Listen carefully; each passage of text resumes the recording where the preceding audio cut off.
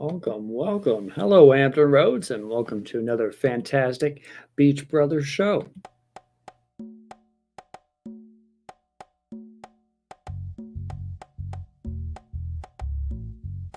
So look, the Beach Brothers show is a show where we deal with Virginia business and politics. Well, I'm Conrad Chesviner.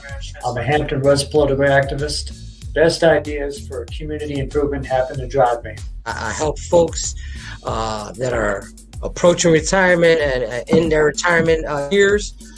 I have what I call the empowerment agenda. And that means that everything I do is focused on empowerment.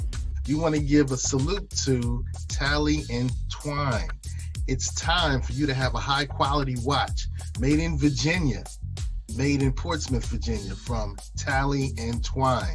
We want to say thanks to Southern Volkswagen Greenbrier for their great level of sponsorship. If you need a new car, you don't need to go far. Southern Volkswagen Greenbrier. And ladies, if you want your brows to say, wow, check out IamLitaWee.com. Microblading by IamLitaWee.com. I'm Seiko Varner. I do credit fixes, tax resolutions. I lend private money to real estate investors, and we do debt consolidations. If you need any of these services, contact me as provided. And now it's time to get beachy on the Beach Brothers Show.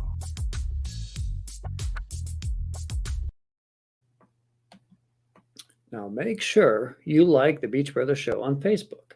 Make sure you subscribe to the Beach Brothers Show on YouTube, because doing so strengthens our reach across the various social media platforms. I'm Conrad Chesviter, and I'm hoping you got out of that last snowstorm without a stuck car. I hope your car isn't covered in salt and water residue. Mine has been. But I will say, if your car isn't making it through snowstorms at its best, and remember, there could be another one this Friday night, head over to 1248 South Military Highway and speak with Charlie Roy. See, Charlie Roy will help you get a good, snow-driving, safe, used car over at Southern Volkswagen, and you can drive around Hampton Roads without care. Now, being in Hampton Roads is key. In fact, it's the talk of the town about safety, specifically masks in schools. And as we speak, I know Virginia Beach City Public Schools over at the school board building are discussing the mask mandate again. See, Governor Glenn Youngkin, former guest of the Beach Brothers Show, was sworn in and passed an executive order that set up the way for parents to opt their children out of wearing masks in school. Many cities decide to stay with Virginia law, which says that they should follow CDC guidelines. And CDC guidelines say masks in school should be universal. Well, last week, Virginia Beach City Public Schools decided to allow such an opt-out in a stunning 9-2 margin. And myself, the member of the Virginia Beach Democratic Committee, the co-founder of the Virginia Beach Progressive Caucus, member of the Hampton Roads Battle Cats that always look out for the times that ill actions could come from our leaders, was struck by both that decision and the amount of people making that decision. One used to think that the majority was kind of Democrat-leaning. Well, perhaps not. I do know they're discussing this again tonight. And I know board member Dottie Holtz and board member Jessica Owens were the two that voted against it last week. So let's hope Holtz and Jessica Owens speak some sense into the rest of the board. Speaking of Jessica Owens, we have a guest on tonight who happens to know board member Owens quite well. He's Brian Owens. I'm going to click him right on the screen just like that. He's going to help set the scene. In 2022, we're growing Black and Latinx business. We're on the Beach Brothers Show. We love talking about helping the community and helping business. So, Brian Owens is going to be great for emboldening such a goal. So, Mr. Brian, welcome on tonight. How are you? I'm doing great, man. It's been a busy week, and there'll be more busy weeks ahead. We have a big mission that we're taking on. So busy, but doing great. And by the way, shout out to your sponsor, Tally and Twine, the great Black-owned company here in Hampton Roads that make great quality of watch. And also shout out to Jessica Owens. I do know her quite well. That is my big sister. No, I will admit I'm a little watchless at the moment. So I guess whenever I get a timepiece, um, I will have to stop by Tally and Twine for that. Now, we have you on because BlackBRAND is so great, and it's Hampton Roads' own, and it's been in the news a couple of times this month, and they're reaching out to you for your take on some cool items. But before we get to that, can we break down Brian Owens for a minute? Tell us about you growing up all the way to today. Yeah, I'll try to give you the shortened version. Obviously, was raised here, right here in Virginia Beach. Um, born in Pennsylvania, but moved here before the age of 1. Um, I love growing up here in Hampton Roads. Growing up in Hampton Roads in this community has informed so many of my decisions and values.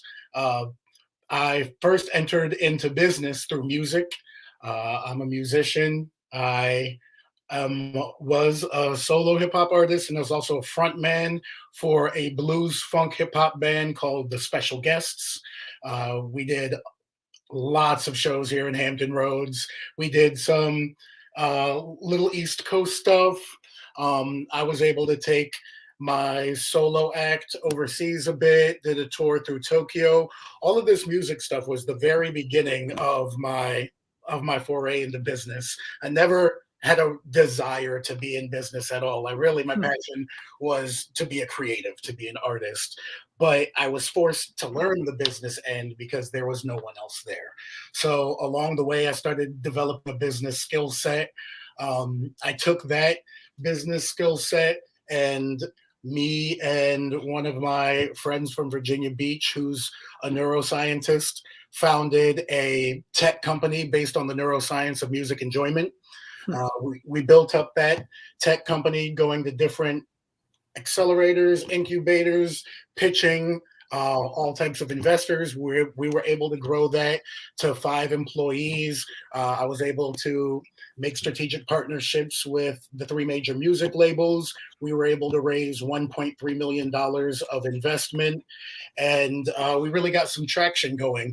During that time, I met Blair Durham, who's president, CEO, and co-founder of the Black Chamber of Commerce, known as BlackBRAND. Coming up in the startup world, when I first started attending accelerator and incubator programs, being in a room with experts, and the very first thing they're saying to you is, "How can I help you?" was an amazing experience. And I told myself then, if I have an opportunity to be able to do that in the future, that's the guy I want to be for people like me who are on the come up. And working with Blair and the Chamber gave me that opportunity. And now I am full-time program manager for the Chamber, and that is brand new. This is my 3rd week as program manager. Let me throw that up there real quick. Look at that. Yep. Program manager, Brian Owens. And that brings us to today. So prior to the past 3 weeks, because you said this is sort of brand new, 3 weeks you were into this, but prior to that, what would you have been able to say about BlackBRAND? What does it do? So prior to working with BlackBRAND full time, I met some of the members of the Chamber, like I said, during the time that I'm out here just building the tech startup, getting awareness up, making sure we're getting investment in, building strategic partnerships, procuring media. And during that process, I met members of the Chamber, and especially Blair Durham, who was really able to help in a practical way, not just advice and contacts, but really in a hands-on way. Blair was able to connect me with some media contacts to help get news placements, to raise awareness. Blair introduced me to some investors, and the investors that I met through BlackBRAND led directly to $40,000 of investment to close a gap that we were looking for.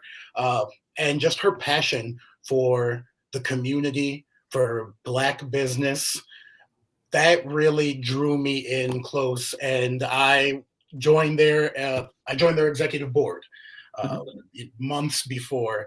I became a full-time partner here. So that's what really introduced me to BlackBRAND, to the chamber, is working to build my startup and seeing how eager and how effective they were to help me.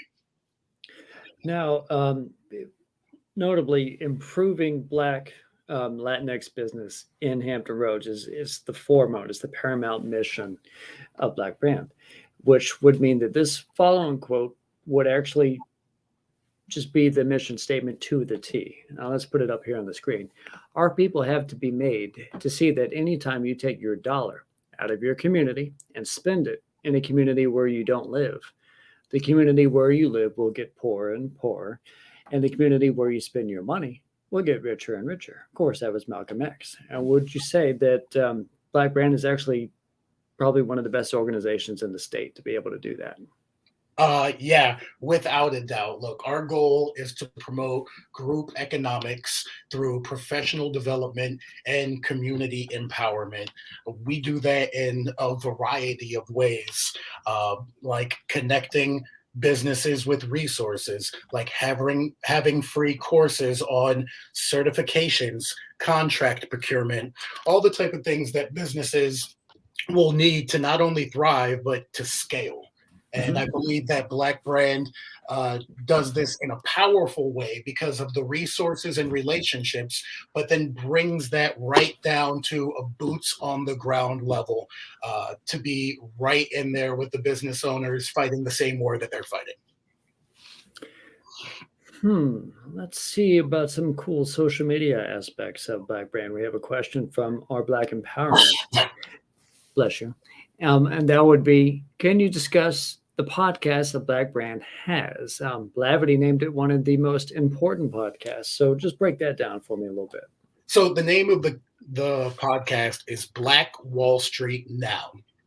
I've hosted a couple times, but the regular host is Blair Durham, and we bring in Black business owners, Black startups, Black tech guys, just minority business leaders to talk about their journey and how what they've learned along their journey can help the listeners. It also helps connect people to some cool Black businesses and minority-owned businesses that they might not have known of otherwise. The last time I was involved in recording of Black Wall Street Today, there was a young Black entrepreneur who created a peer funds sharing platform where instead of getting a small loan from the bank, you can go directly onto the app and get loans from people, from the community.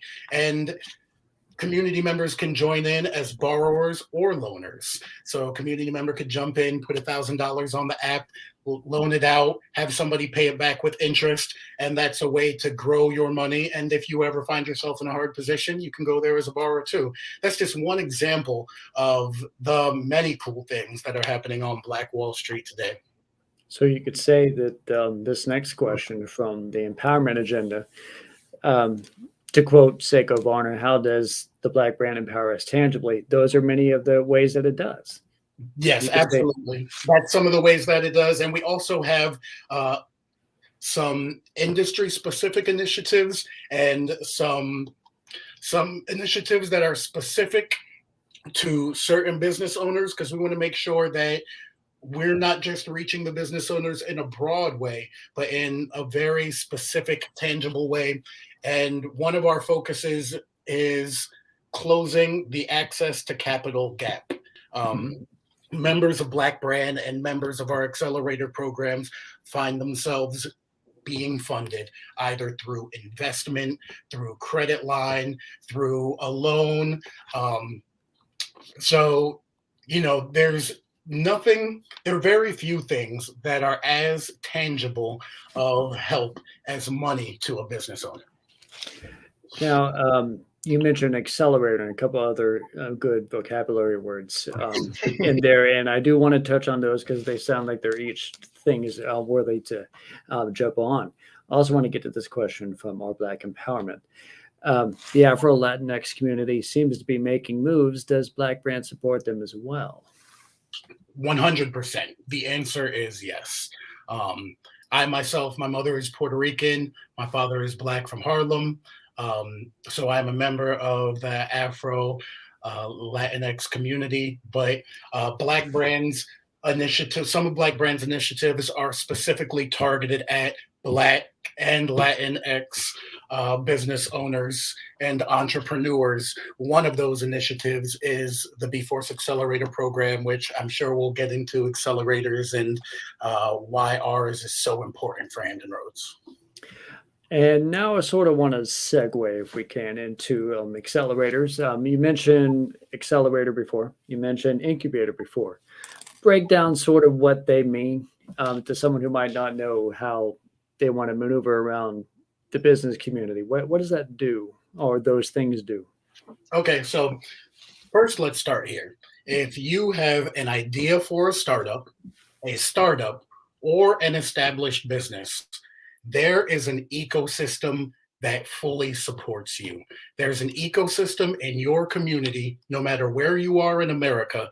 There's a startup community there. There's an entrepreneurial support ecosystem, no matter where you are.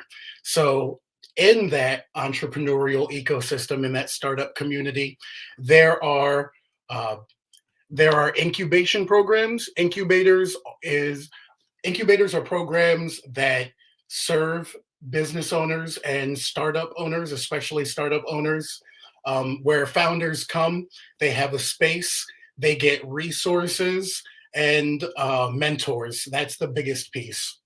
To have mentors who are just a couple steps to 1,000 steps ahead of them, so they can get the information they need and be prepared when they get to the next level. Normally, an incubator comes with space. Oftentimes, startup founders will even live in incubators. It'll be an entire home or building. Now, an accelerator is less about the space and more about the support and the help. An accelerator program offers entrepreneurs and business owners mentorships from many different aspects, some industry-specific mentors and some business mentors who are just well-rounded. The accelerator program normally will put resources directly in front of you, and their only goal, the reason that they exist, is just like the name says, to help accelerate your business. They're business accelerator programs. When I was building the tech company, one of the most helpful steps in the whole journey was joining a Google accelerator program. Google has an accelerator program in Nashville, Tennessee, where I lived for 1 week of every month for a year.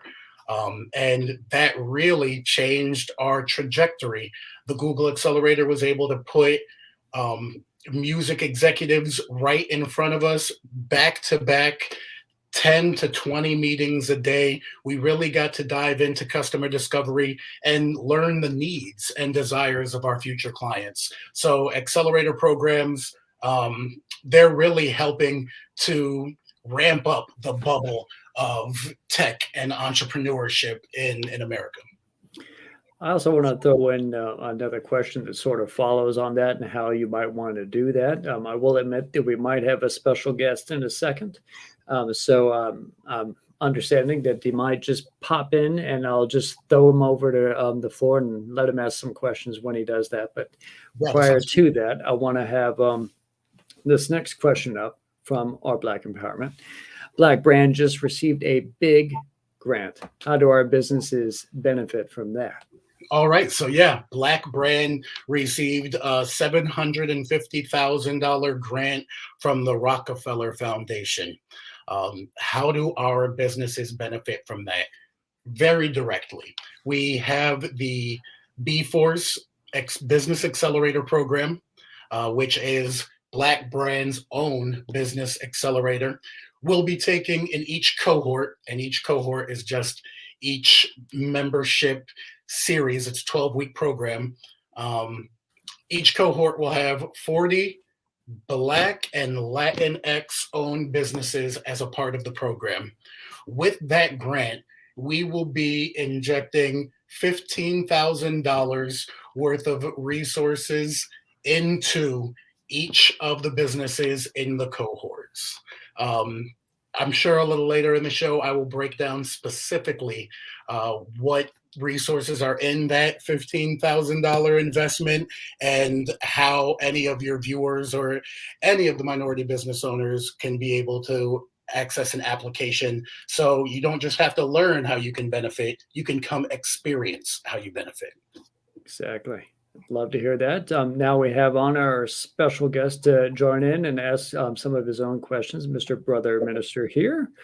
I think you're on mute, but take it away. Good evening, gentlemen. Good evening. Good to meet you, Brother Minister Zumbi Shawala. I said that right? Yes. Awesome. Okay. Now, I'm coming from upstate New York. I'm in Albany, to be exact. And, I'm listening to the dialogue. Well, one of the questions I have is businesses who are trying to apply for MWBE status. Now, I've worked with subcontractors up here who don't necessarily have all their paperwork in order, whether it's their articles of incorporation, insurance, etc. So does BlackBRAND help enterprises obtain their MWBE status in Virginia? Yeah, that's a great question. Thanks for asking. Yeah, one of our focuses is to make sure that we prepare the businesses for contract procurement and access to capital. So that means, yes, we take them step by step through getting different certifications that help, including SWAM certifications, which the windmill project that's happening, and the Chesapeake Bay Bridge tunnel expansion that's happening specifically look for businesses with these certifications. So in the pipeline, we educate them, we take them step by step through getting certification, we teach them about contract procurement, and then actually put them in front of those organizations and companies that are giving the contracts, whether that be government contracts or institutional. Okay. And you had also talked about business incubators. Now, I know most incubators, they don't have a preference for whatever that entity is. I've always been one, particularly if you're talking about economic growth, to get more Black people into industries with, greater growth potential. And it seems to me that we're always choosing, for lack of a better term, low-hanging fruit, or industries that have low barriers of industry, but limited growth potential, particularly in the service industries. Mm-hmm. So how can we encourage our people to choose industries that give greater growth potential to where there's a better chance of job improvement? Yeah, so trust me, I know exactly what you're talking about. I founded a tech company. When I'm at these tech conferences and tech accelerators, I look around and it's 200 people there, and it's me and maybe 2 or 3 other brown faces in the room out of hundreds of people. And from what I hear from my colleagues, that's what it's looking like all across America. And as you mentioned, our community is over-indexed in just a few industries: food service, fashion, as you mentioned, industries with a low barrier to entry. So the way we overcome that is twofold. First, curiosity/education. If you start talking to young Black and Latin children about not any specific industry, about business, about scaling, about starting something that grows, that starts the path to them being curious about which areas they can go to. The education piece is we are constantly in these industries that we don't work in. And a lot of us don't even realize it. For instance, if you're on Instagram a lot and you're like, man, I wish that it had this feature. And when I do this, this is kind of annoying to me. The thing that you're describing is tech user experience. That's an entire career path that thousands of people in America have right now. User experience for tech or apps. So making them realize that you're already in the spaces that are essentially running the world. You just have to grab a hold. And the second piece, outside of curiosity and education, are exactly what we're talking about here. Initiatives that take young entrepreneurs step by step to what they need to know. Most of us don't get hundreds of thousands or millions of dollars worth of investment. Is that because we don't have investable ideas? No, that's just because we didn't know that that was an option. We didn't know that we can put together 5-year projections and an investment deck and a pro forma financial sheet and bring that to a capital organization and pitch for investment. So having organizations like BlackBRAND who will literally hold the hand of the entrepreneur and take them through the process that opens up a whole new world of resources. I think those are the two most effective ways to make sure that we start moving into these industries that, by the way, we already, I don't want to say we already run, but we already run. What the Black community thinks is cool is often what's cool in America. What's cool in America is what drives trends. Trends are what Instagram and Facebook and Bigo and TikTok are chasing. These multi-billion-dollar organizations are chasing what we create. Understanding that and then taking the steps, I think that's how we get into these different industries, so that next time I'm at a tech conference, if there's 200 people, maybe I'll see 25 brown faces. That would be a start. Okay.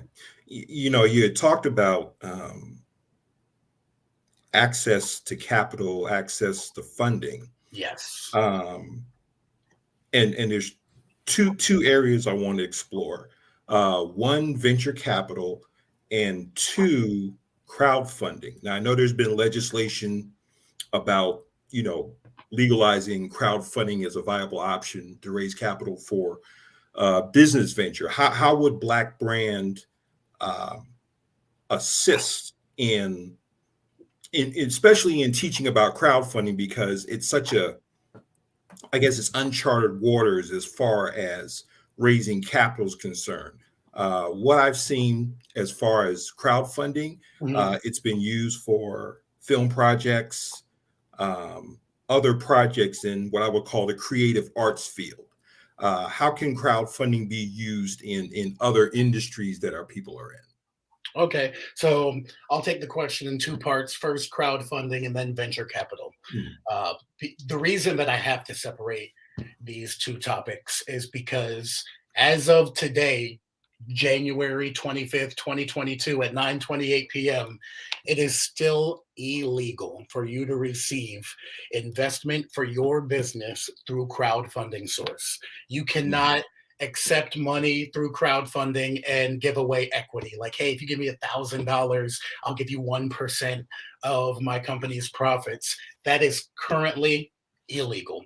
The reason that you see crowdfunding used in the arts, in music, in movie is because in order to crowdfund currently, you have to give them something in exchange. So if I'm an artist and I need $10,000 to put behind some marketing and some travel for touring, then I can crowdfund $10,000 and say everybody who puts in $100 or more is going to receive specialized merchandise. And in that way, I'm not gaining investment and more just making a regular money transaction, a regular purchase transaction. That's why you see those in crowdfunding and not so much help me start my tech company, because right now, absolutely illegal. as far as venture capital, that is the world that I come from.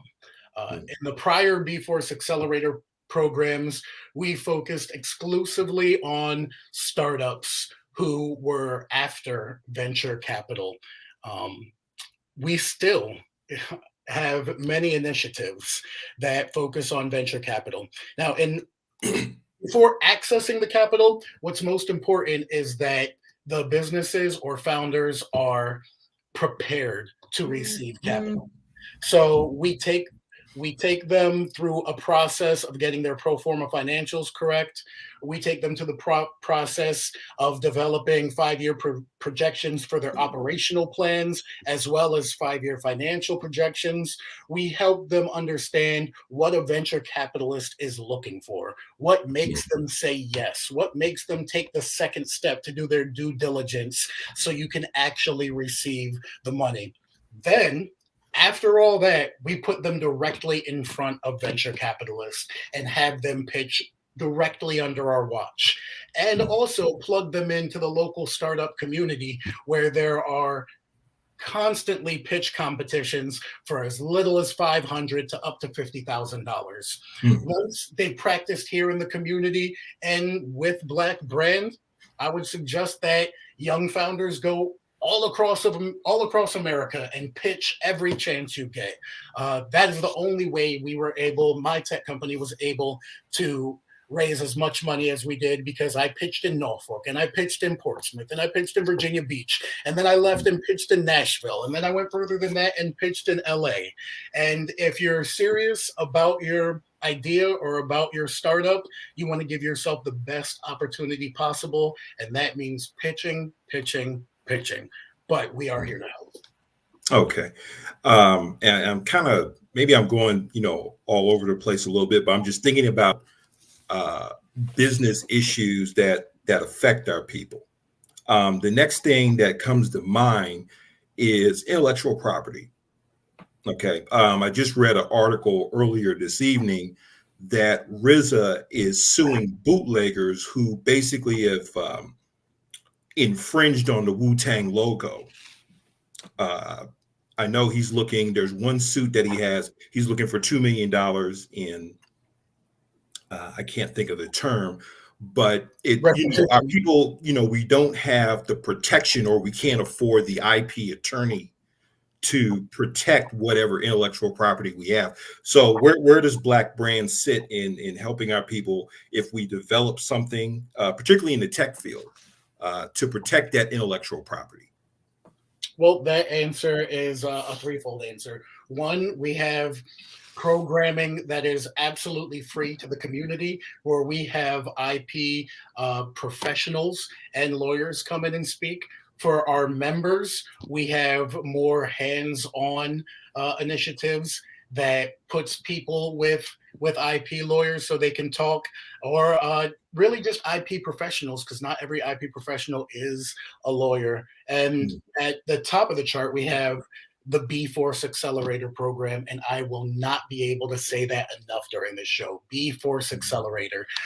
For the businesses that apply for the Bforce Accelerator and join the cohort, we will provide them with one-on-one legal counseling at absolutely no cost, so they can have their IP questions answered, but they can have any legal business question answered. They can show the lawyer a contract that they've been considering. But once again, yes, they'll be able to have one-on-ones with lawyers and ask them specifically how to protect their IP. Okay. And that leads into my next question. It just came to me. The importance of using the right legal entity. I'm talking about incorporation. How do you guide the potential entrepreneur to choosing the proper legal entity for his or her enterprise? Because you hear people throw terms around like LLC and things of that nature.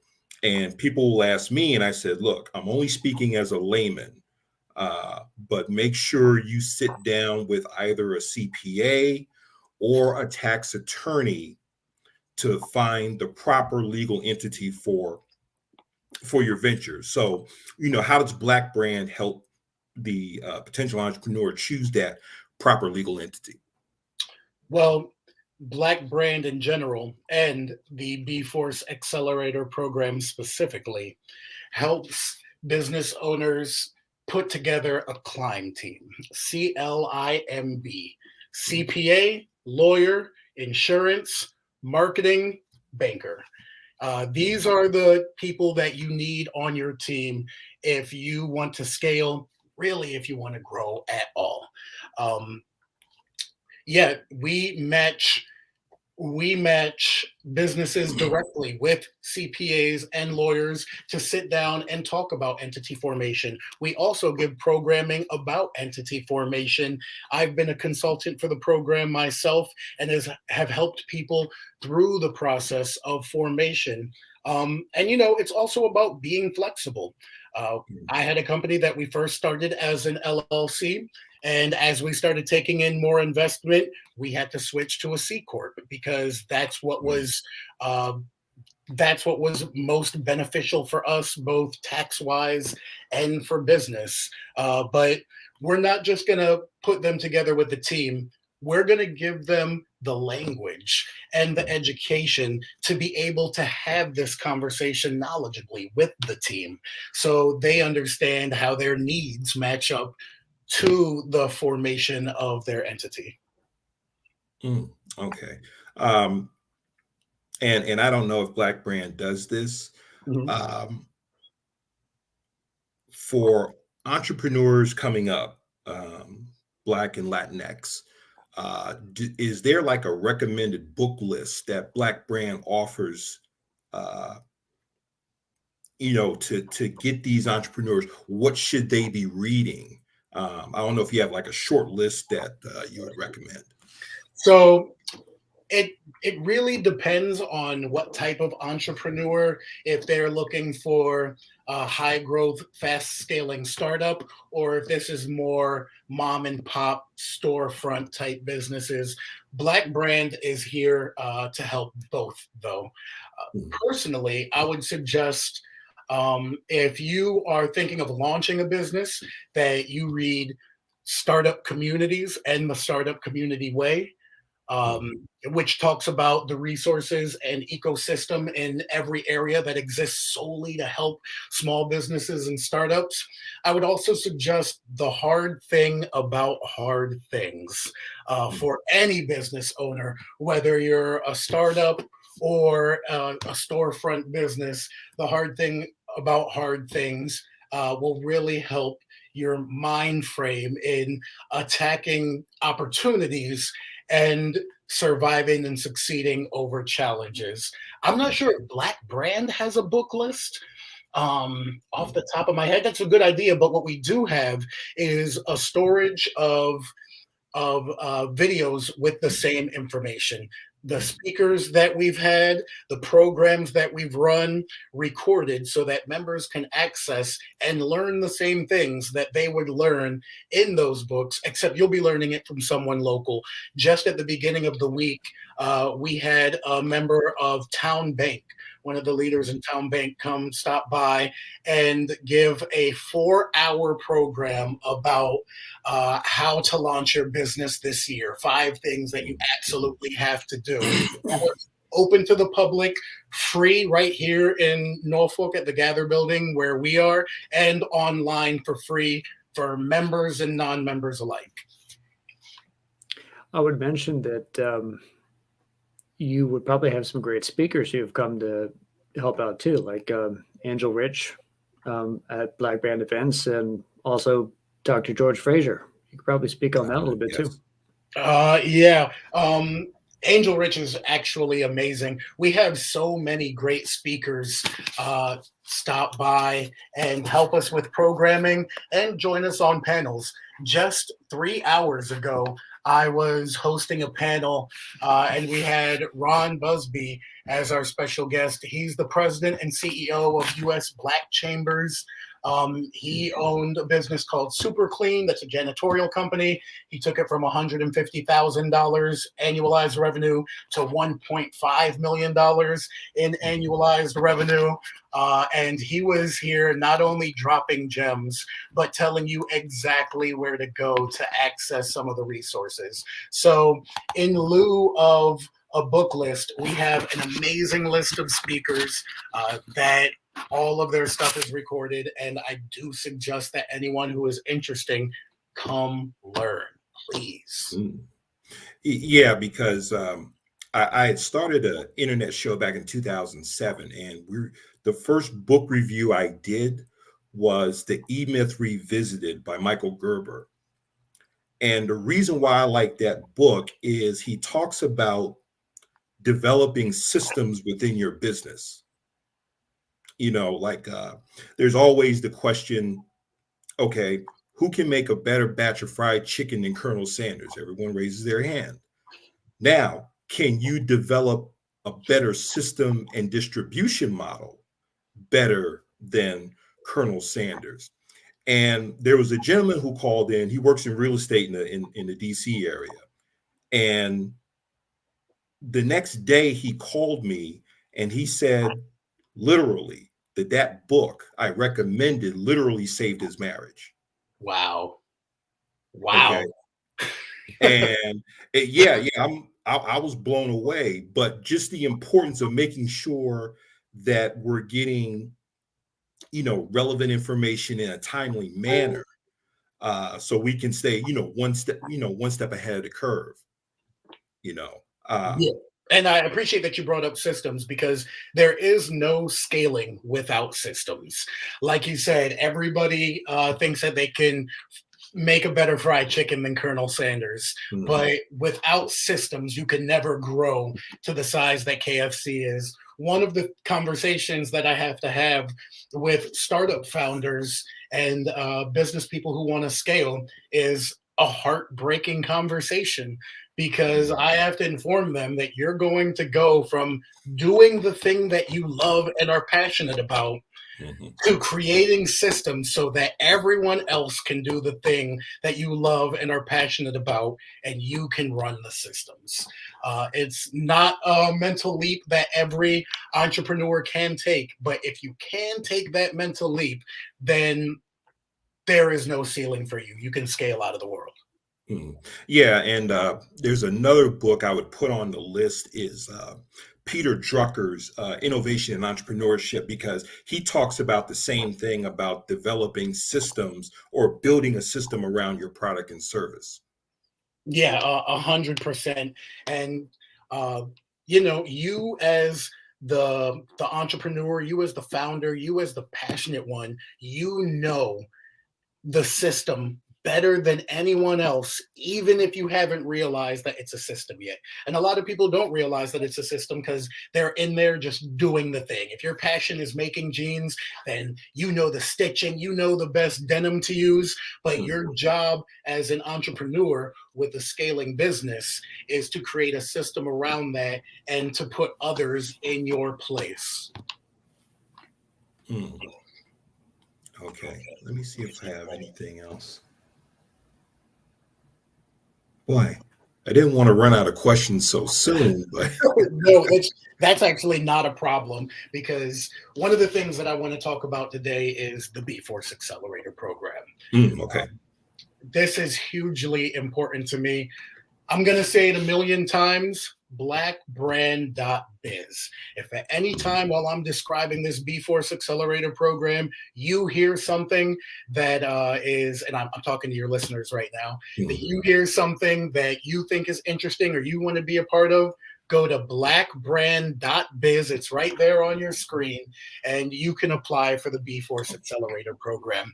Now, the Bforce Accelerator program is going to take, in the past, like I said, we helped startups and people through the ideation phase and customer discovery. 2022's version of the Bforce Accelerator will focus strictly on established small businesses that have been in existence for 2 years, a minimum of 2 years. We're going to be targeting Black and Latinx businesses in Portsmouth and Norfolk.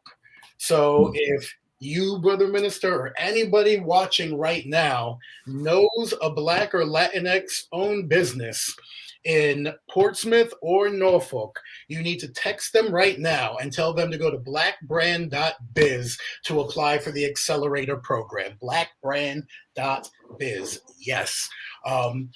Once accepted into the program, they'll be a part of a 12-week course where we'll be teaching a lot of the things that we just talked about: contract procurement, accessing capital, how to be prepared to access capital, writing a business plan, developing financials, starting relationships with banks that support small businesses. We're also going to set them up outside of the once a week course for 12 weeks. We'll set them up with a one-on-one personal business consultant. This is what I used to do before I joined BlackBRAND full time. I was a business consultant for Bforce, and I was a business consultant for the NSU Innovation Center, which is also doing great work. They'll be set up with a one-on-one consultant. That one-on-one consultant will help them with their specific problems that they're having right now. That one-on-one consultant will also help them through the 12-week course, help them understand anything that they're not understanding, giving them extra resources if they need it. And finally, that one-on-one consultant will also be their point person, their facilitator. So when they come to a point where they need a CPA, that one-on-one consultant is getting them a CPA so they can have a one-on-one. When they come to a point where they need a lawyer to look over things, that one-on-one consultant, that lead consultant, is putting them in an hour session with a lawyer to go over things, and as many sessions as are needed to get to their success. If they need branding, if they need marketing, that lead consultant is connecting them with branding experts who will help them talk through any issues, and also do things like create logos, create marketing plans, connect them in with the local media. So this Bforce program is going to do all of this and more absolutely free. There is no cost attached to this at all. We got that big grant from the Rockefeller Foundation, and we are using it to help Black and Latinx businesses in our community at no cost. So once again, if you know a Black or Latinx business owner in Portsmouth or Norfolk, and they've been open for at least 2 years, tell them to go to blackbrand.biz. There is $15,000 worth of resources specifically for them, and I can't wait to give it to them. And especially because, I was just thinking as you were talking, next month being Black History Month, and the talk about the great global reset, how opportune, I know there's never an ideal time to launch a business, but with the way things are, being in a post-pandemic economy, would you encourage, and how would you encourage Black and Latinx individuals to go into business with, in this great global reset? Well, the first thing I would do, and I tell this to all Black and Latinx entrepreneurs, is, man, dive into your startup community, dive into your entrepreneurial ecosystem. I personally think that the Bforce Accelerator is the best opportunity for Black and Latinx entrepreneurs, but there are dozens of programs around that also do great work. And you don't have to choose one over the other. You can join the NSU Innovation Center's Accelerator program and get the information you need there, and then come join BlackBRAND's Accelerator program, and then go to 757 Accelerate, which is another company doing good work. So get into the ecosystem is the first thing I would tell them. Second, and almost as important, get educated. If you are interested in launching a fashion business, you should know what the other fashion businesses in the area are. You should know your competitive landscape a little bit. You should look at the most successful fashion companies in the world and see what systems they use, see what strategies they use. I always tell my clients, don't borrow, just steal. If you like the way that Microsoft is doing something, steal that exact thing. If you like the way that their system of distribution is set up, you do that. If you like the way that their marketing strategy looks on your screen, yeah, take that. You look at your competitors and you take the best part of everything they're doing and you design systems that work specifically for you and your goals. So that's the first two things. Get into your ecosystem, 1. 2, educate yourself. If you're still at the idea phase and you kind of like, I really think this could be a good idea, but I'm not sure if it'll work. The NSU Innovation Center has a great program for people in the ideation phase. They help them through customer discovery, which means you're talking to 100 potential customers if you get your business off the ground, and you're asking them about their needs, what they would like from the companies they purchased from, what their favorite parts of the current companies they purchased from are.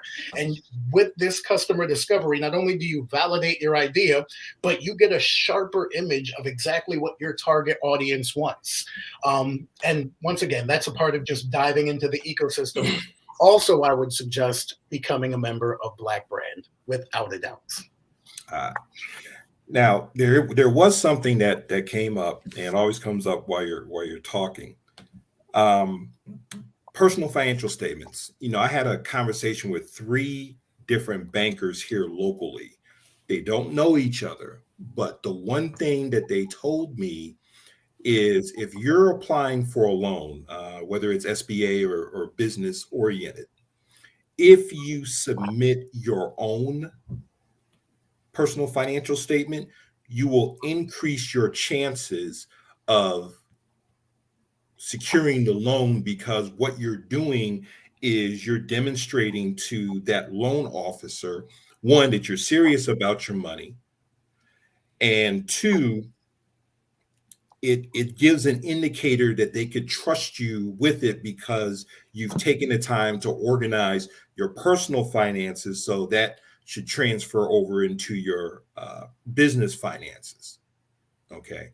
Now, I don't know if you've come across that, but that's what 3 different bankers have told me. And like I said, they don't know each other, but they all told me the same thing about the importance of having an up-to-date personal financial statement to submit with your loan application. Yeah, I wouldn't encourage people to submit a personal statement when they put in a loan application, because encourage is not a strong enough word. A lot of loans do not happen unless you submit your personal financial statement. A lot of banks won't even look at your business loan if it doesn't come with a personal financial business statement. Really, that only happens if your business is revenuing over 2.5 million a year. If you're under that, you can almost guarantee yourself that they're going to ask for a personal financial statement.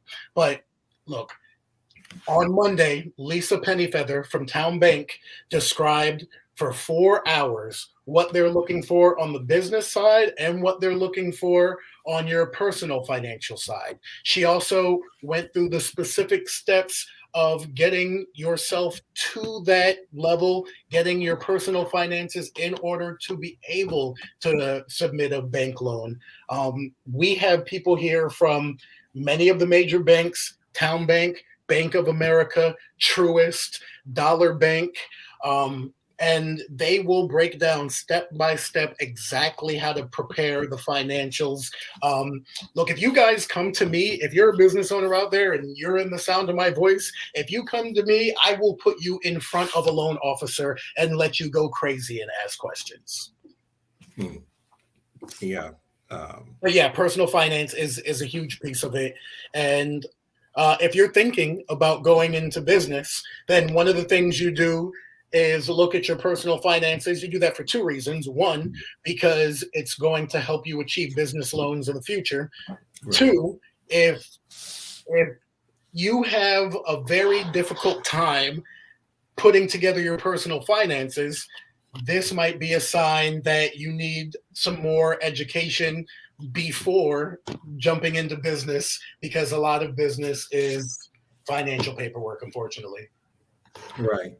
And then also going into personally guaranteeing a loan. You know, if you have to personally guarantee a loan, you know, how do you, I guess, how do you prepare yourself if that be the case? Yeah, and a lot of the times, especially with your first business loan or a small business loan, they are going to ask you to personally guarantee. One of the things that you want to do that will help prepare you for this, before you get your loan, before you even apply for your loan, make a plan not only for the bank, but for yourself. When you get this money, what are you going to do with that money? How will what you do with that money result in more revenue for your business? I always tell people if it could work on paper, it can work in real life.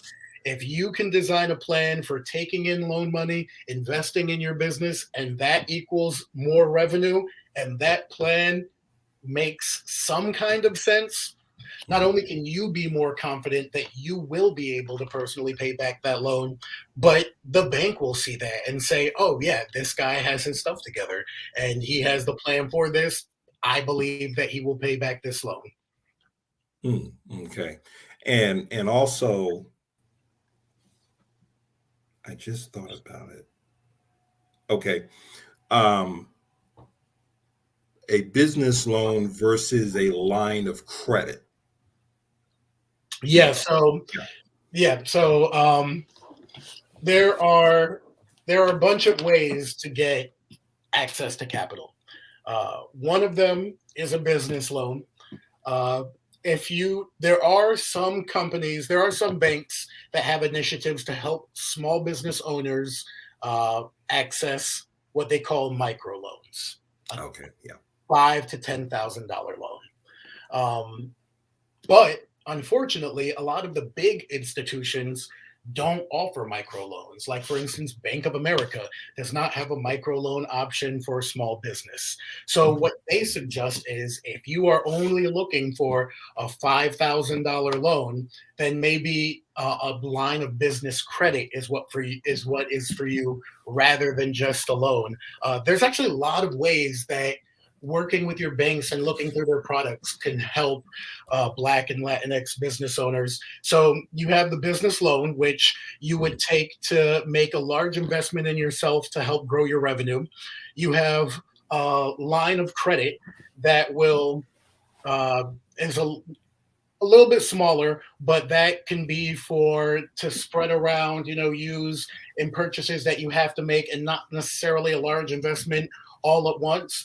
And also business overdraft protection. If all you really need is an extra $1,000 and maybe not even $5,000, then if you talk to your bank, whoever you're doing business with, and ask them if they have business overdraft protection, oftentimes the business overdraft is thousands of dollars worth of coverage, and it will be able to help you get from one step to the next. Is what we call gap funding. If you have a gap in capital, then having that business overdraft will really help you through those gap funding times.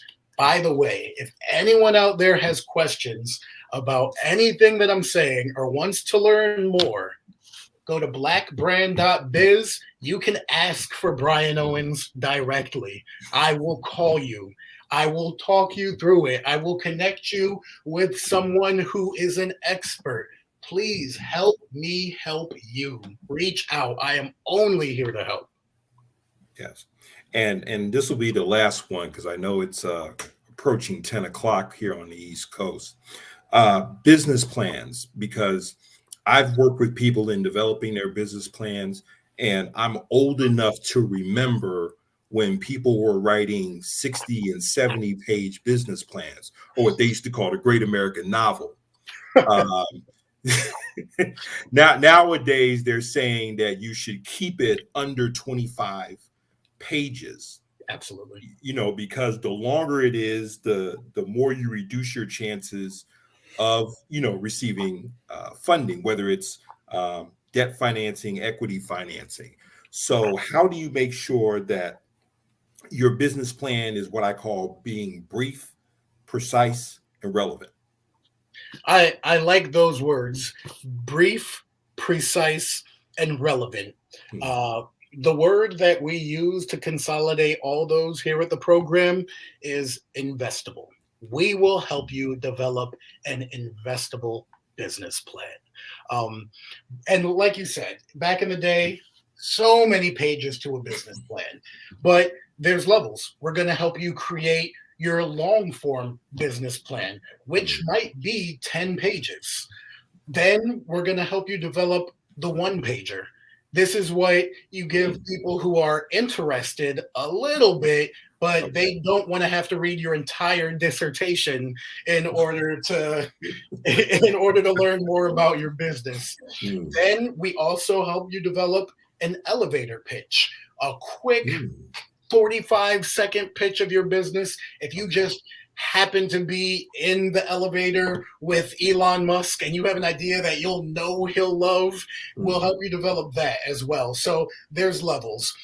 We have the elevator pitch, one pager, 5-page business plan, full business plan. Not only will we help you develop it, but we'll help you continue developing it. And because most business plans are, iterations, business is an iterative process anyway. And we'll be there every step of the way to help you develop that and not only get your ideas on paper, but once again, making sure that your business plan is investable. If you have a business currently that you want to get funded, or you have a startup that you're interested in developing, BlackBRAND.biz. I will definitely help you be able to develop your business plan on all levels.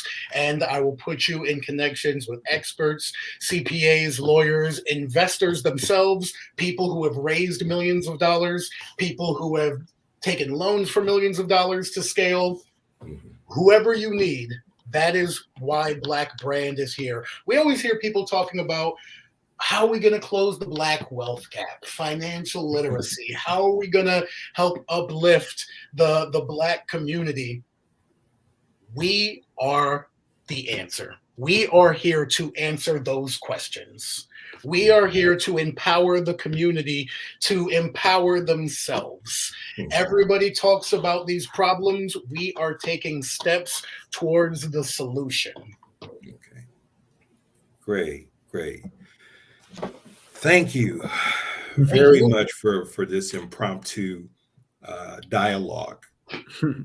Gentlemen, can you hear me, by the way? Yeah, absolutely. Yes. Yeah, my camera connectivity has somehow stopped working, so I'm just on with audio. I'm running the graphics, as you can see, so I was just letting you guys go. Yeah, absolutely. Before we go, again, I can't say it enough, BlackBRAND.biz.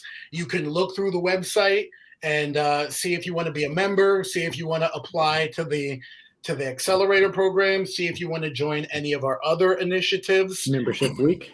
It is membership week. Oh, it's membership week. This week, we have so many great events going on. I'm not going to give you all the details on all of them because you can go to the website that's on the screen for that right now. But one of the things that I'm really excited about that BlackBRAND is doing is the Cash Mob. We'll be cash mobbing a Black-owned business where everybody commits to spending at least $20. And one day in 2 hours, we mob their store and their website to purchase their goods and services. For the Cash Mob this week in membership week, Shark City Naturals in Norfolk. We will be there Wednesday. If you want to come meet me face to face or learn more about Black businesses locally, we'll be at Shark City Naturals on Wednesday from 5:30 to 7:30 p.m. It not only helps raise awareness for Black businesses, but is just really a good payday for whatever business we're cash mobbing that day. I personally think that's a genius plan. I love it. I hope I get to see you there, Conrad. And it's real. When I say reach out to me, you can go to the BlackBRAND website, go to contact us and say, hey, I want to talk to Brian. I will give you my phone number right now. It is 757-237-2977. Call and text me and ask how I can help your Black or Latin business or how you can support the businesses in your area. I am so serious. Call me, text me. All I want to do is continue to empower the community through group economics. This is the fight of our time. The fight of my parents and my grandparents were, sitting at the diner, making sure that the laws aren't blatantly against you in a very explicit way. The fight of our generation is economic empowerment. This is something that Malcolm X was strong on, especially near the end. This is something that Martin Luther King spoke about a lot, especially near the end of his life. Economic empowerment is our civil rights issue. What we're doing here by helping Black businesses, by putting resources in our community, this is our marching in the streets. This is our sit-in. This is our march on Washington. If anything I'm saying connects with anybody out there, please go to blackbrand.biz or just call me directly. I'm here for the community. Yo, that's dope. That's dope. That's dope. And I'm glad you just brought up, Dr. King. Recently we celebrated Dr. King, nationwide. And one of the things that I think is interesting is in '63 he gave the extemporaneous talk, which became known as the "I Have a Dream" speech. But 4 years later, in 1967. He said, my dream has become a nightmare. We were overly simplistic. We were too ambitious. And, he was saying that we shouldn't get wrapped up into that portion. We should really get focused on the practical and economic things. And it's interesting to me that when Dr. King started speaking about economics and war and economics, and, war is profitable. And he was talking about the boycotting of Christmas spending. Then he was killed. Yeah. Yep. I refuse to believe that is a coincidence. Yo, Remember the night before killed. he was talking about collective bargaining in Memphis.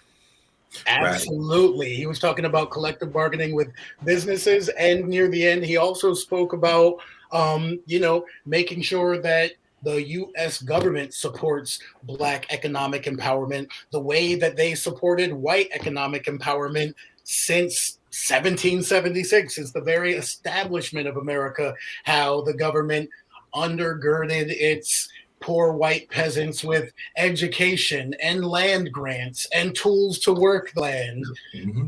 The same way that they undergirded their poor white citizens. Once again, Dr. King's message was equality, but that's equality across the board. If they got education, we need education. If they got land grants, we need land grants. If they get tools to work it, we need tools to work it. So this economic empowerment, I say it's the fight of our time, but really it comes from before us. And I'm just so pleased to be a part of this fight. Growing up in my teenage years, one of my heroes was Fred Hampton. And even my email right now is still fredhamptonrhodes@gmail.com. That's also your chess.com handle. That is also my chess.com handle. Come see me on chess.com, by the way. I want all the smoke. Word. Hey, look, I didn't have a lot of time, but I wanted to pop in and say thank you, Brian, for everything that you're doing. And, salute to good brother Conrad. And also wanted to show off my Hampton University shirt. Salute to the Pirates. New CAA member. Yep, I support Black colleges and universities all day. Bout it. Hey, Brian, did you get a chance to talk about your business? I didn't really talk about anything personal here. I talked a little bit about the tech company. I talked a little bit about the music company, but I only talked about those in context of how the ecosystem and the chamber specifically has helped me. Blair personally introduced me to investors that help us close a funding gap. So I really want, I mean, I don't mind chatting about it a little bit, but I really want today to be focused on helping the community, the Bforce Accelerator program, and the Chamber of Commerce. Come to me, come to BlackBRAND, come to the Chamber. We will connect you with resources, education, and mentors, someone who's done it before. This is not a philosophical conversation. This is a practical application conversation.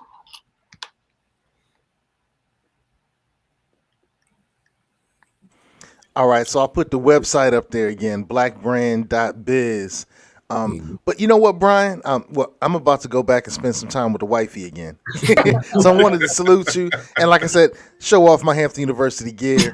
But hey, do a little dive in Zumbi and Conrad, man. I'm sure you can take this baby to the stratosphere. Brian, tell us about what you do, because it's just so dope. And I think you're going to inspire and make somebody aspire to do something like you did. And once they get to that aspiration and that level of inspiration, I'm sure they'll go down to blackbrand.biz and get that tangible benefit. So hey, I love all of y'all. I want to say thank you and salute. Peace out to Brooklyn. Peace out to HU. Hey, I love y'all. Peace. Love you, man. Appreciate for stopping by. Yeah, so I'll dive in a little bit. I'm a multi-entrepreneur. I have a couple businesses. The one that I think Seiko was referring to there is 3, maybe 4 years ago, I co-founded a tech company called Secret Chord Laboratories. What we do is develop data analytics. We develop through our technology. We develop data analytics based on the neuroscience of music enjoyment. My 2 co-founders were neuroscientists who specialize in the way that your brain understands and enjoys music. It started because my friend Scott and I were building a recording studio during the daytime, and at night I was helping him with his PhD dissertation at Georgetown University. His dissertation was, how do patterns of sound cause pleasure in the brain? How do you go from music out there to enjoyment and dopamine up here? Through the research that we did in the dissertation and the tech that we developed just to prove his dissertation theory, what we ended up doing was ostensibly able to recreate the brain of specific and targeted listeners and be able to give predictive data about how they might react to new music. Right now, what the music industry does to gather data, they make the song, put it out there, once they put the album out, whichever song people love the most, they'll throw marketing dollars behind it as fast as they can to get that song to grow and become more and more popular. That is because they do not have predictive data. All their data comes directly from the market. What we were positioned to do is to give the industry predictive data to be able to strategically plan the marketing scheme before you get the official crowd reaction. The music industry is a multi-billion-dollar industry. So even if we're helping business decisions by just 1 or 2%, it's still more than enough to make all the stakeholders happy. That is the startup that I went to Nashville for the Google Accelerator for, and the one that I was pitching all around America. If you are ambitious and you are passionate about learning, doing your own research, you can succeed in any industry, including tech. We are not, in the tech industry huge. That's going to change in the future. We're going to be a part of that change. But as someone who has done it, I can tell you it's doable. And I can't tell you how to do your thing, but I can tell you the things I've learned that help me do my thing and maybe help you incorporate those gems into whatever you do. And real quick, my other business, RVG Management, Ronan Village Group Music Management. We manage some R&B artists. Most of them are local in the area. If you have Spotify or Apple Music, check out GLIT, GEELITT, GEELITT. GLIT, she just dropped a project called While We Wait. Great music. If you're into R&B or alternative R&B, please check us out. We also have a recording studio on Virginia Beach Boulevard over by Great Neck. So if you create music and need a place to be recorded professionally with radio and streaming service quality music, you can also reach out. Okay. Oh, and while we're at it, I've launched my own, what I call my media group, Liberty Hall Media Group. And the first thing that we produced was a book I've written here. If you can see it, it's called GOAT. It's called The Gospel of Afronomics Theology. This is about 22, 23 years of research and personal experience in business. The best way for me to describe this is Robert Kiyosaki's Rich Dad, Poor Dad meets Malcolm X's Black nationalism. I love it already. Okay. So, because it is a blueprint for the 21st century and beyond. So those of you who are millennials and beyond will get the most mileage from this book, because the one thing that I think is missing is there seems to be a disconnect between culture and economics. Okay. And particularly for African people, we tend to look at economics in a vacuum and not look at it through an African-centered lens or an African-centered paradigm. So this is what GOAT is about. I'm already working on my next book, which will kind of be a continuation in a series that deals with this. And it's funny that you mentioned music. One of the things that I'm doing research on right now is the Harvard Report. I don't know if you're familiar with the Harvard Report. The Harvard Report? Yes. No. Okay. The Harvard Report allegedly was commissioned by Clive Davis. This was done at Harvard University. It was a study of the soul music industry in the 70s. Ultimately, what they wanted to do was, how do we destroy independent Black radio and independent Black music? Okay. And I don't know if you're old enough to remember Bob Law from WBLS in New York. I don't remember, but I am familiar. Okay. So, and you can find these interviews on YouTube where he talked about going from the mid to late 70s in terms of the dismantling of that strong Black radio. In fact, there's a book, and you can get it on Amazon, just like The Gospel of Afronomics Theology. You can also get on Amazon. There's a book called The Harvard Report Censored. Okay. And if you want to understand how we've gotten to where we are in terms of Black music, get that book. It's basically a blueprint of what was done systematically over time. Yeah, that's something that I would actually love to find out. Kimberly's wondering where we can purchase the book. Amazon. You can go to Amazon.com and purchase that book. Brother Minister, we are having a conference of Black authors in the Hampton Roads area later this month. We're going to talk about strategies to grow audience, strategies to sell more books, and get the information into the hands of the people that you're targeting. We'll have authors of all levels of success, from beginning to best-selling. I would love to see you there and love to hear you talk a little bit about the book that you have written and your upcoming book.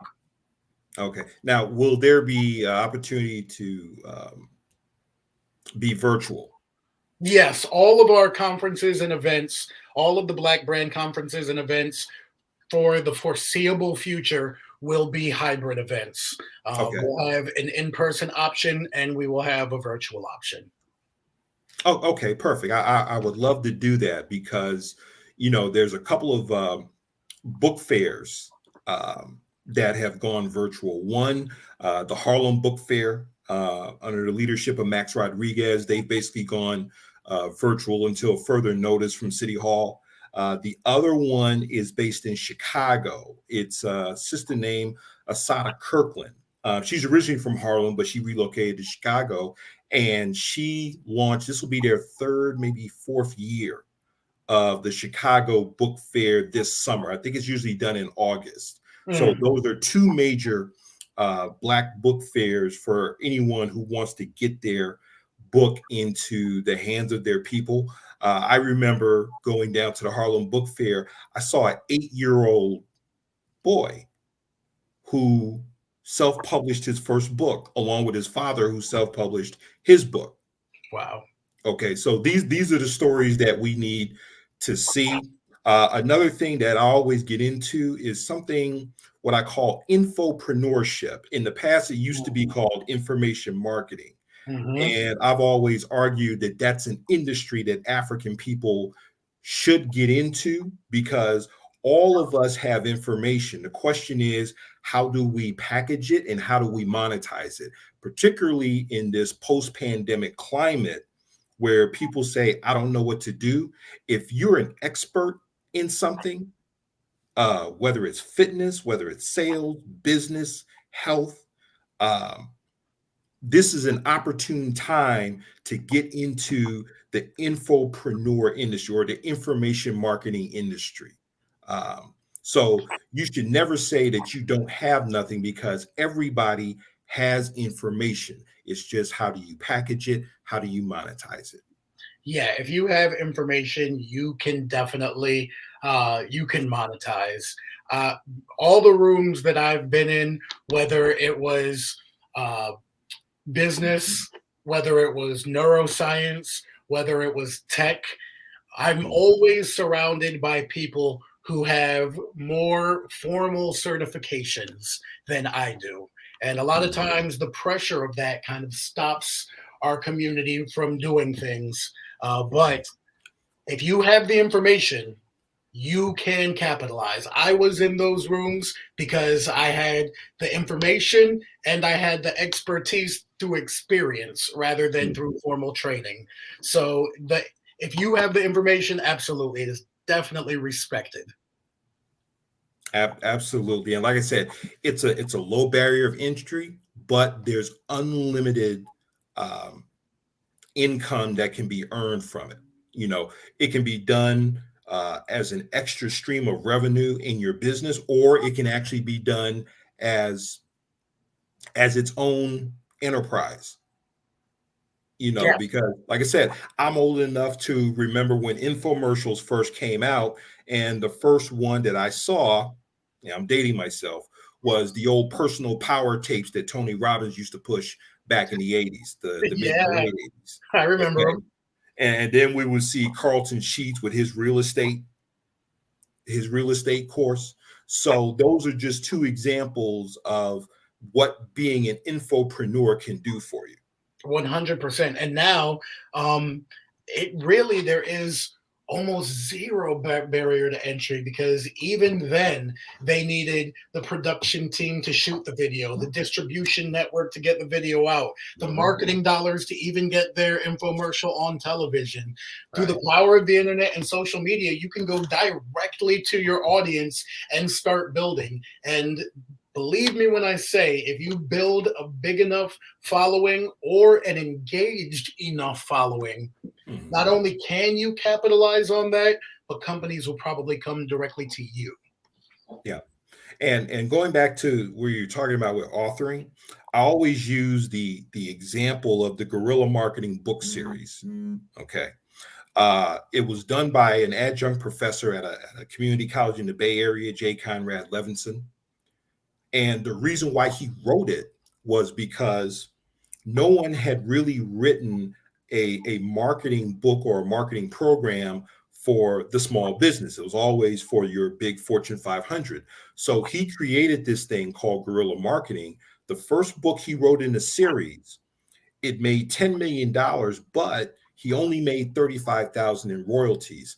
The rest of the money came from the ancillary products that came from that book, whether it's the coaching programs, other things that came from that guerrilla marketing series. So just the power of a book, it can actually be the foundation of your own business enterprise. Without a doubt. And I actually love where your mentality is right now. If you know anyone with a similar mentality, please send them my way. I'd love to help build up some of these established businesses, and once again, just people with ideas, because that is what all businesses are founded on. Absolutely. Well, guys, I think we're nearing the end. Any little final words we want to have for the night? Yeah, the last thing I want to say is, once again, contact me, text me, 757-237-2977, and go to, where is it? Thank you so much, Conrad. BlackBRAND.biz. That's the way to apply for the Bforce Accelerator. That's the way to apply to membership. That is the way to ask about what programs and initiatives we have going on. Even if you just want to hit the contact us button and said, hey, Brian told me that if I'm interested in business, I should contact you. Just leave that one word, that one sentence message. I'll get back to you. And this is the opportune time. Everyone talks about the great resignation, but I look at this as the great opportunity. Okay. Absolutely. And like you said, whether it's BlackBRAND.biz or other, this is the best time for you to develop your financial freedom and your economic independence. There's really never been a better time. Especially if you're a Black or Latinx founder or business owner. Right now, equity, Black owned, some of these are buzzwords right now. They're kind of trendy. Because of that, many organizations and government organizations are pouring money in to the organizations that are supposed to go and meet these businesses where they are. If you need funding, if you need resources, and you are a Black business owner, now is definitely the time to start that business. Now is definitely the time to scale the existing business. We don't know how long the word Black owned will be cool to the greater American public. Yes. It is right now. Let me help you strike while the iron's hot. Thanks so much for having me on, by the way. And Seiko and Conrad, too. Yeah, definitely. Thanks for coming on, Mr. Brian Owens, and you as well, Brother Minister. I didn't know you were coming on initially, but you did provide some really great stuff. I'm glad you were able to join us. I'm glad to share. Glad to share. All right. Well, that'll be it for the Beach Brothers show on this night. I definitely hope you guys want to look up BlackBRAND, like their content, perhaps even join and help strengthen our community overall. And of course, you make sure that you stay tuned for the next great Beach Brothers show. Have a good one.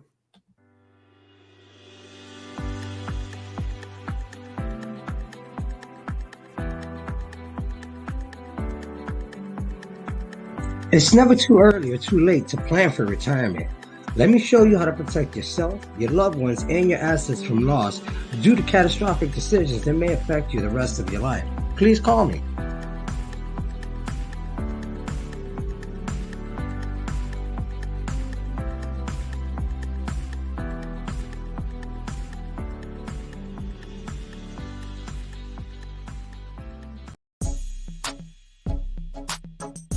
This show was brought to you by Positive Vibes Incorporated, our consulting services. We do credit fixes, we do tax resolution, we lend private money, and debt consolidation. So if you need some of these services, we're waiting here for you. Credit fixes, tax resolutions, private money, and debt consolidation. make sure you call Positive Vibes Incorporated.